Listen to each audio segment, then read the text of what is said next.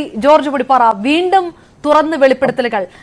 തനിക്ക് പേടിയാണ്, താൻ ഇരകളുടെ പേര് വെളിപ്പെടുത്തുമെന്നാണ് നേരത്തെ അഡ്വക്കേറ്റ് അരുൺകുമാർ പറഞ്ഞതുപോലെ. ഇനി വാച്ച് ഔട്ട് ചെയ്യാനുള്ളത് ഈ തുറന്ന പേരുകളാണ്. എല്ലാവരെയും ഞാൻ പറഞ്ഞിട്ടില്ലല്ലോ, ഞാൻ 2 പേരുടെ പേരാണ് പറഞ്ഞിരിക്കുന്നത്. ആരുടെയൊക്കെ പേരുകളാണെന്ന് എല്ലാവർക്കും അറിയാം. ഇനി ആ ഇരകളുടെ പേരുകൾ അവരോട് ചോദിച്ച ശേഷം പുറത്തു കൊണ്ടുവരാനുള്ള ബാധ്യത സിമി റോസ്ബെൽ ജോണിനുണ്ട്. അതായത് ഇതൊരു ചെറിയ വിഷയമല്ല. ഇപ്പോഴും പാർട്ടി പുറത്താക്കിയിട്ടും അവർ മാധ്യമങ്ങളെ അഭിമുഖീകരിച്ച് അത് പറയുകയാണല്ലോ. അപ്പോൾ അങ്ങനെ ഒരു വിഷയമാണ് ഒറ്റയടിക്ക് ഒരാളെ പുറത്താക്കി ആ ചാപ്റ്റർ അങ്ങോട്ട് ക്ലോസ് ചെയ്യാമെന്ന് എങ്ങനെയാണ് കോൺഗ്രസ് പോലുള്ള ഇത്രയും കാലത്തെ പ്രവർത്തന പരിചയമുള്ള ഒരു പാർട്ടിക്ക് ചിന്തിക്കാൻ കഴിയുന്നത്? അത് സാധാരണക്കാർക്ക് തോന്നില്ലേ? സിമി റോസ്ബെൽ ജോണിനെ സംബന്ധിച്ചിടത്തോളം അവർക്ക് വേദനിക്കാൻ ന്യായങ്ങളുണ്ട്, അവരുടേതായ ന്യായങ്ങളുണ്ട്.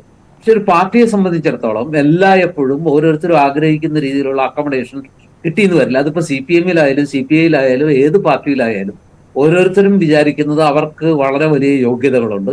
അവസര നിഷേധം, ശ്രീ ജോർജ് പടിപ്പാറ, അവസര നിഷേധവുമായി ബന്ധപ്പെട്ട് ഒരുപാട് അവർ അതിനകത്ത് പറഞ്ഞിട്ടുണ്ട്. നേരത്തെ ശ്രീ പ്രേംകുമാർ പറഞ്ഞതുപോലെ അതൊരു രാഷ്ട്രീയ നിലപാടാണ്, അത് ഒരുപാട് പറഞ്ഞിട്ടുണ്ട്. പക്ഷേ ഉന്നയിച്ച 1-2 വിഷയങ്ങൾ അതിൽ അവരിപ്പോഴും ഉറച്ചു നിൽക്കുന്നുണ്ട്, അത് അവർ മാറ്റി പറയുന്നില്ല.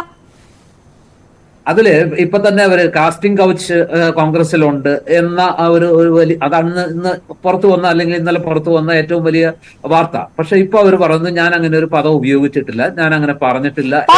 പദം ഉപയോഗിച്ചിട്ടില്ലെങ്കിലും അങ്ങനെ ഉണ്ടോ, ഇതാണോ പറയുന്നത് എന്നൊരു ചോദ്യത്തിന് അങ്ങനെയാണ് താൻ പറയുന്നത്, അങ്ങനെയല്ല എന്ന് താൻ പറയില്ല. ചില ആൾക്കാർ രംഗത്ത് വന്നത് ഇത്തരം ചില ഫേവറുകൾ ചെയ്തുകൊണ്ടാണ് എന്നവർ പറയുന്നു.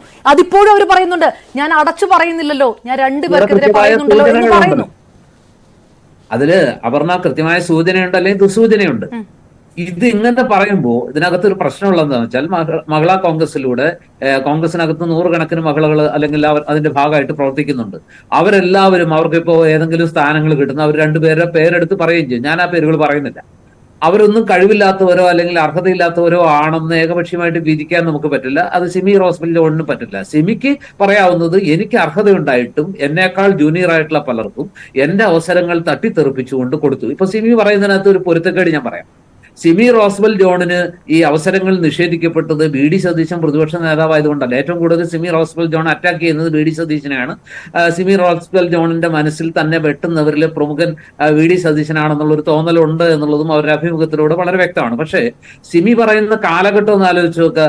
രമേശ് ചെന്നിത്തല വളരെ ഡീസന്റ് ആണ്, ഉമ്മൻചാണ്ടി സാർ അതിലേറെ ഡീസന്റ് ആണ്. അങ്ങനെ ഒരുപാട് പേരുടെ പേരുകൾ പറയുന്നു. വളരെ ആ ആളുകളൊക്കെ ഉള്ള സമയത്തല്ലേ സിമി റോസ്ബെൽ ജോണിന് അവസരങ്ങൾ നിഷേധിക്കപ്പെട്ടത്. അപ്പൊ സിമി പറയുന്ന ആ വാദം എങ്ങനെയാണ് നമുക്ക് അംഗീകരിക്കാൻ കഴിയുക? ഉമ്മൻചാണ്ടി അങ്ങേയറ്റം മാന്യനാണ്, രമേശ് ചെന്നിത്തല ഒരു പ്രത്യേക കാലഘട്ടത്തിൽ കോൺഗ്രസിനെ നയിച്ചിരുന്നതും ആര് സ്ഥാനാർത്ഥിയാകണമെന്ന് തീരുമാനിച്ചിരുന്നതും AI ഗ്രൂപ്പുകളുടെ 2 നേതാക്കളായിട്ടുള്ള ഇവര് ചേർന്നല്ലേ.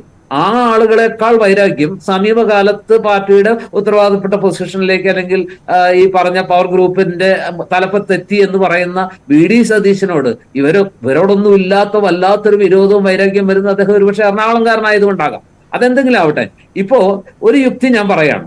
അതായത് സിമി റോസ്ബെൽ ജോൺ വെളിപ്പെടുത്തു എന്ന് പറയുന്നു. ഇതിനകത്ത് കുറെ കാര്യങ്ങൾ എന്നോട് പലരും പറഞ്ഞിട്ടുണ്ട്. ആ ഇരകളായിട്ടുള്ള ആളുകളുടെ അനുവാദത്തോടെ ഞാൻ ഇത് വിളിച്ചു പറയും, പൊതുസമക്ഷത്തിലേക്ക് ഇത് ഞാൻ പബ്ലിക് ഡൊമൈനിലേക്ക് വിടും എന്ന് സിമി പറയുമ്പോൾ അപർണയൊന്ന് ഒരു യുക്തി വെച്ചെന്ന് ആലോചിച്ച് നോക്കുക. സിമി റോസ്ബെൽ ജോണിനെ സംബന്ധിച്ചിടത്തോളം ഇങ്ങനെ വലിയ ബോംബുകൾ പൊട്ടിക്കാൻ അവരുടെ കൈവശം ഉണ്ട് എന്നൊരു തോന്നലുണ്ടെങ്കിൽ ഈ പാർട്ടി ഇപ്പോ ഈ രീതിയിൽ ഒരു നടപടി എടുത്ത് അവരെ കൂടുതൽ പ്രകോപിപ്പിക്കൂ, അവരെ അനുനയിപ്പിക്കാനല്ലേ ശ്രമിക്കുക. അപ്പൊ സിമി പൊട്ടിക്കാനിരിക്കുന്ന ബോംബ് ഇത്രയൊക്കെ ഉള്ളൂ എന്ന് പാർട്ടിക്ക് ഒരു തോന്നലുണ്ടോ? എന്റെ ഒരു സംശയം പറയാം. അതുകൊണ്ടായിരിക്കും അതിലെനിക്കൊരു വേറിട്ട അഭിപ്രായമുണ്ട് ശ്രീ ജോർജ് പടിപ്പാറ. അങ്ങനെ കരുതിയത് കൊണ്ടാണ് മലയാള സിനിമ ഇത്തരം ചെറിയ ആരോപണങ്ങളെയും ഹേമ കമ്മിറ്റി റിപ്പോർട്ടിനെയൊക്കെ തുടക്കത്തിലേ തള്ളിയത്. ഞങ്ങൾ ആലോചിക്കട്ടെ, ഇതൊക്കെ വരുന്നതേ ഉള്ളൂ എന്ന് വളരെ ലാഘവത്തോടു കൂടി പറഞ്ഞ ആ സിനിമാ താരങ്ങളുടെ മുഖം ഓർമ്മയില്ലേ? എവിടെയാണ്? പലർക്കുമെതിരെ കേസുണ്ട്. അത് ഈ ആറ്റിറ്റ്യൂഡാണ് അവരും കാണിച്ചത്.